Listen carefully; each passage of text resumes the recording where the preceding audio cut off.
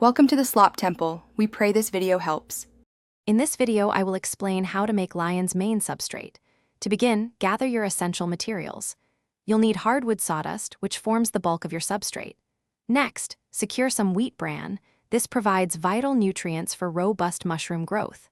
Finally, obtain calcium carbonate, also known as gypsum, to help regulate the pH of your mixture.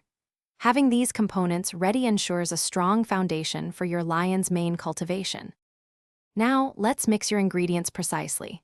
Start by combining 80% hardwood sawdust with 20% wheat bran.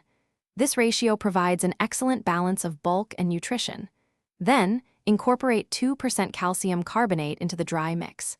This helps stabilize the pH, creating an ideal environment. Finally, add water until the substrate reaches a 60 to 65% moisture content, feeling like a wrung-out sponge. Sterilization is a critical step to ensure your lion's mane thrives without competition. First, carefully load your hydrated substrate into specialized autoclavable bags. Seal these bags securely, leaving some room for expansion. Next, place the bags into a pressure cooker.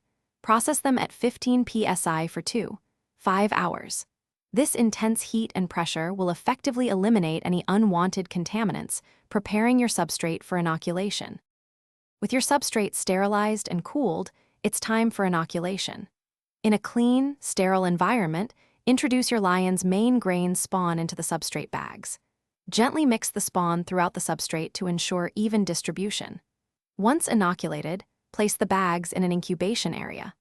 Maintain a consistent temperature between 70 and 75 degrees Fahrenheit for 2 to 3 weeks, allowing the mycelium to fully colonize. Thanks for watching. Consider subscribing if we helped you.